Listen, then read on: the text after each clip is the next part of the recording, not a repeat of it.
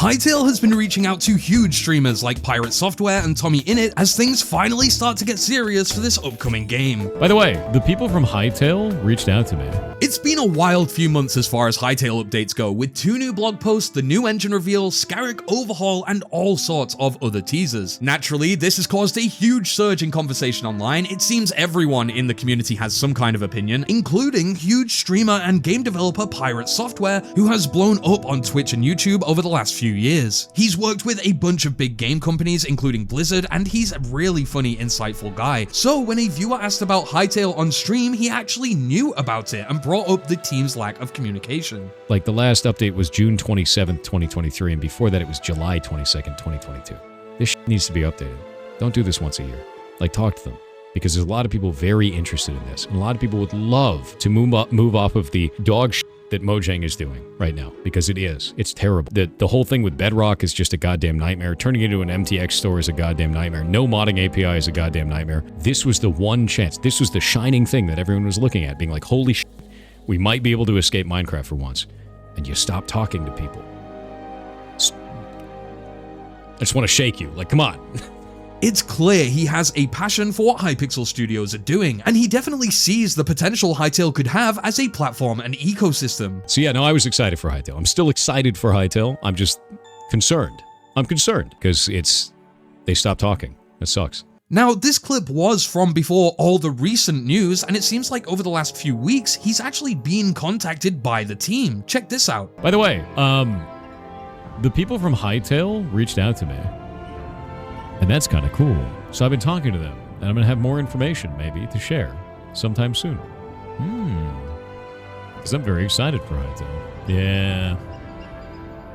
I've been excited for a long time. I've been worried about it, and I've been excited about it at the same time. It's actually really exciting to see someone with his background is being reached out to, and he even says that he could share some details soon, although soon could mean a lot of things. Maybe he's being asked to provide some advice or feedback as a streamer and creator, or it could even be that he's been invited to a playtest to get his opinion on the game. The fact that he sounds hopeful at all though is a good thing, and what I think actually happened here is that the team saw that clip that I showed you from earlier and decided to contact him, which I think was a really great move on their part, especially after what people thought of the last blog post. In fact, that's one of the key things causing a lot of debate and conversation right now. So again, to add some context for those of you out of the loop, Hytale's newest blog post revealed the first look at their new engine and confirmed that it's being brought up to the level that the old one was at. In fact, it's on track to be the most playable version of the game so far by the end of the year, with all sorts of features and experiences starting to be ported over. They also stated that 2025 would be a year of development where they'll be reaching out for feedback from industry creatives and creators as they begin to fully design gameplay, creative tools, and online experiences for testing.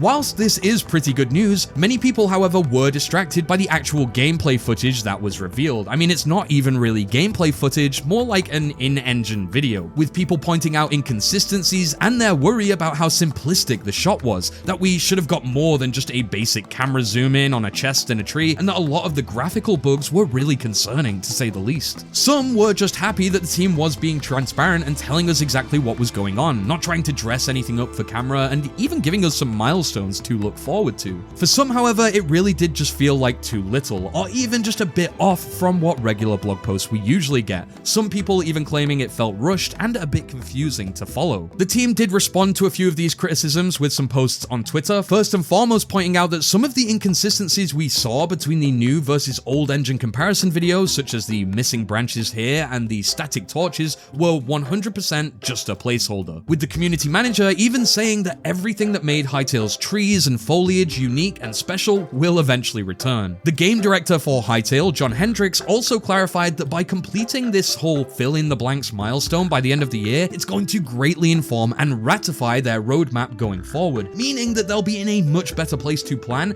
and eventually share their timeline for launch. Now, John did get a bit of pushback and some criticism come online, with one user saying the entire game is a placeholder at this point, and he replied saying that that is a fair thing to say about any game that is in pre-alpha. The user then went on to state that they, quote, remember when it was not a pre-alpha before, and that the team have decided to change the code language of the engine under Riot Games' pressure. And that's where we got a lot more clarification from John. He said he'll probably elaborate on this further in personal development updates, but he had two corrections to make. The first is that alpha is generally described as all functionality but still full of bugs. He says they still were in a pre-alpha back when they were showing off things 2 or 3 years ago, but with significantly more content than is typical for most games, which of course they are now benefiting from in the new engine. There's so much that they've been developing over years that they can literally just port over. He also confirmed that Hypixel were the ones who made the engine change decision, and that there was no pressure from Riot to do so. I mean, I will play devil's advocate with this one and say that Riot Games probably does have a little bit of control over what the team are doing, and maybe even the subtlest amount of pressure, considering they've been waiting so long for a return on their investment. But from everything the team has said over the last 4 or 5 years, they're letting Hypixel Studios go their own route.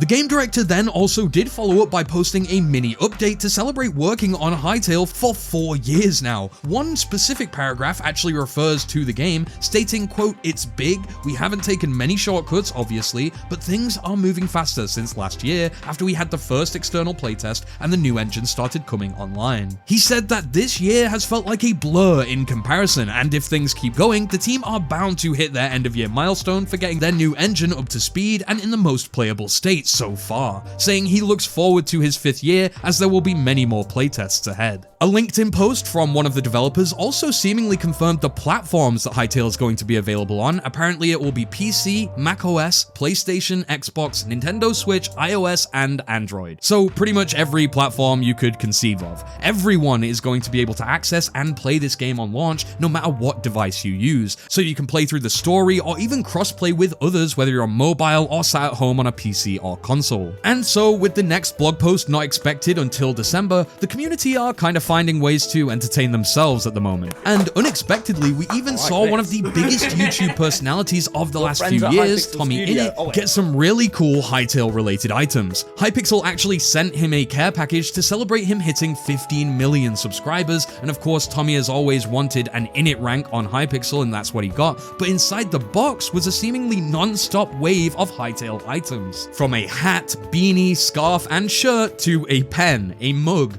notebook, water bottle, there was a keyring, a bunch of pins, a Quebec hoodie, and an absolutely awesome jersey with Quebecs on the back. Honestly, that High Jam jersey has got to be one of the coolest things, and it's nice to see that Tommy, who, yes, actually did make a few Hytale videos back in the day, gets some cool Hytale items that last like a few of us in the community do. I got this cool Quebec hoodie when I met the team, but man, I want that jersey. I mean, the art on the back is interesting as well. It's High Jam surrounded by a lot of creative looking Quebecs, and it could mean anything, maybe like sports or more of a game jam. It could be something related to the team internally as they work to get this game out. Maybe just a kind of private joke. And while I do think it is quite wild that there's this many branded things that exist already, it really does make sense as a long development timeline means that teams live and breathe this game and probably like to represent that through different items. In one of my recent videos, I also broke down the news that we got about Zone 4 not being in the game at launch, and overall the community had some really split opinions on the topic after word got out. A lot of people seem to be confused that Hytale advertised Zone 4 as this major part of the game, but in reality, if you look back at the official trailer, I think there's only 2 or 3 shots maximum that are from Zone 4, so around 2 or 3 seconds worth of content. Really, it wasn't a big focus of the trailer. And again, a lot of the concept stuff that we got around Zone 4 felt really incomplete, like there was a missing piece to the puzzle. We also got an Ask Hytale from the community manager on Twitter, however, it was simply giving us the name of the new font that was used in the blog post because, yes, people in this community were actually asking about that. I mean, can you expect any less at this point? There's also been a big uptick in fan art again recently, with the main place for that being under the hashtag HytaleFanart on Twitter. I don't know why, but it's somehow making me feel really nostalgic already just looking at this stuff, which is weird, again, to feel nostalgic about a period when the game still isn't out yet. Subscribe for more Hytale news, check the video on the screen for what YouTube thinks you'll like next, stay safe, and keep free.